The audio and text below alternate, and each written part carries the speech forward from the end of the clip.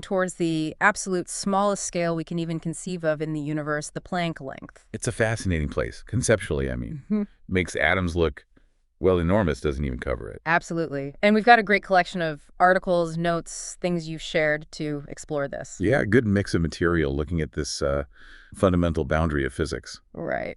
So the plan for this deep dive is to unpack all that, try to wrap our heads around these pretty mind-bending ideas, and really understand the challenges. Huge challenges. And there's that one really intriguing idea in the mix, too, isn't there? Yeah, that kind of counterintuitive thought. Could the wave nature of something, big, like a baseball, or even smaller, a dust speck, could that somehow tell us something about structure smaller than the Planck length? It sounds almost paradoxical, doesn't it? Okay, let's get into it. Let's start with the basics then. The Planck length itself, what is it, according to the sources? Okay, so the material defines it, usually written as L subscript P as about 1.616 times 10 to the minus 35 meters. Which is just impossibly small, hard to even picture. Oh, completely. The classic analogy, like you see in some of these notes, if you blew up a single atom to the size of the known universe, the Planck length would be maybe the height of a tree on that scale. Wow. Okay. And it's not arbitrary, right? It pops out of fundamental physics. Exactly. It's not just plucked from thin air. The sources highlight how it's built from three absolute cornerstones: the speed of light, c, Planck's constant, which governs quantum stuff, and Newton's gravitational constant tree. The big constants. The big ones. The formula is basically the square root of egg g over c cubed. It represents this point where gravity, quantum mechanics, relativity, they all kind of have to meet. So it's the scale where our big theories, quantum mechanics for the small stuff, and general relativity for gravity and spacetime, they're expected to break down. That's the prevailing idea, yeah. The material stresses that this is where quantum gravitational effects are thought to just take over. Our current best descriptions, quantum field theory and general relativity, they aren't expected to work properly anymore. We need something new, a theory of quantum gravity. Precisely. That's the hunt. And it implies our everyday picture of spacetime might be wrong at that level. Meaning not smooth and continuous. Right. That's a major point in these notes. The classical idea of spacetime as this smooth sheet, it might actually be, discrete. Quantized, like tiny pixels or points making up reality. A fundamental pixel size for the universe. Kind of. The material mentions that phrase, but it also cautions that this is still deep in theoretical debate, Yeah. It's not settled fact, more like a strong theoretical prediction or expectation. And trying to actually see something smaller than this pixel, that's a problem. A fundamental one, according to the research you sent over.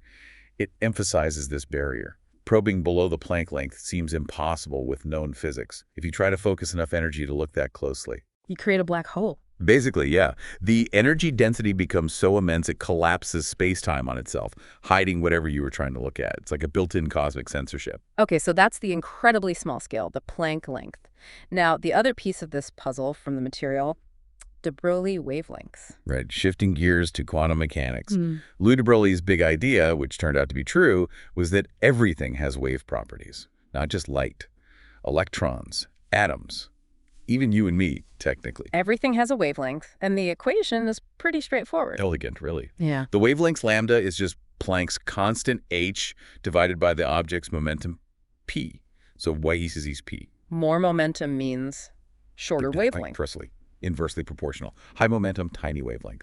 Low momentum, longer wavelength. Which brings us back to the baseball, or my keys. Why don't we see them acting like waves? Yes. The key point for macroscopic objects. For things like keys, baseballs, dust specks, their mass is relatively large, and even moving slowly gives them considerable momentum, right? P equals mv up.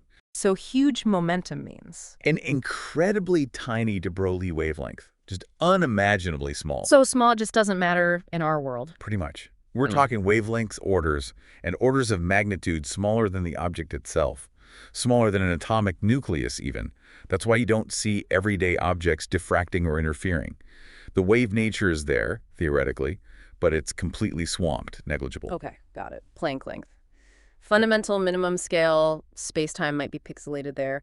De Broglie waves. Everything has one, but for big stuff, it's unbelievably tiny, though still usually bigger than the Planck length. Now, the leap. Yes, here comes the really speculative part that some of the material explores. This idea, could that incredibly tiny de Broglie wavelength of a macroscopic thing somehow? Yeah.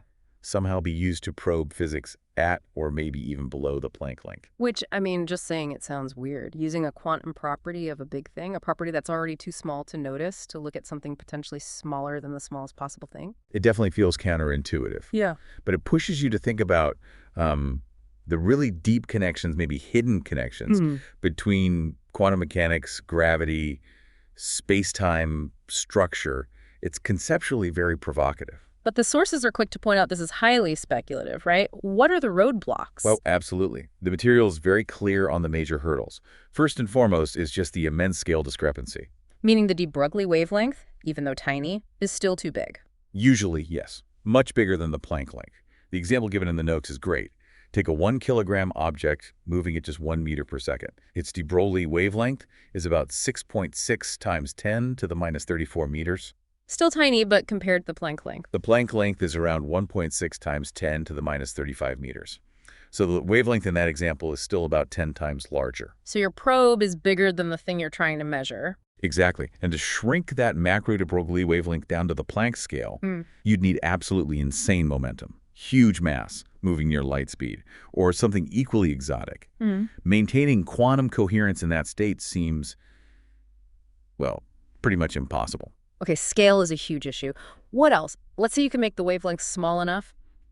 How does it interact? How does it see anything down there? That's the next massive problem highlighted. No known direct interaction mechanism. This is critical. Yeah. There's just nothing in our current physics that suggests how the wave nature of a macroscopic object, its sort of quantum fuzziness, would directly interact with or get information from whatever physics governs the Sub-Planckian realm. So we don't even have a theoretical model for how it would work. Not really, no. How does the wave function's phase or amplitude feel the structure of space-time phone, for example? We don't know. It's a complete gap in our understanding right now. It's not just an engineering problem, it's a fundamental theory problem. Precisely. And then layer on top the sheer measurement difficulty. We already talked about how hard it is just to observe wave effects for any macroscopic object. It's cutting-edge research for things barely visible. Right, like tiny vibrating mirrors and things. Exactly. So designing an experiment where those incredibly subtle effects could somehow tell you about the even tinier Planck scale. It's orders of magnitude beyond anything we can currently do or even properly conceive of doing. Yeah. We lack the theoretical roadmap telling us what signature to even look for. And just thinking clearly about that scale is hard too, isn't it? That's the fourth hurdle, the conceptual difficulty. The sources keep coming back to this. The Planck scale is where our basic ideas about space, time, quantum rules, they're all expected to change. It's hard to even ask sharp, well-defined questions about what's below the Planck length using the language of quantum mechanics that describes, baseballs and dust specks. We need a new language almost.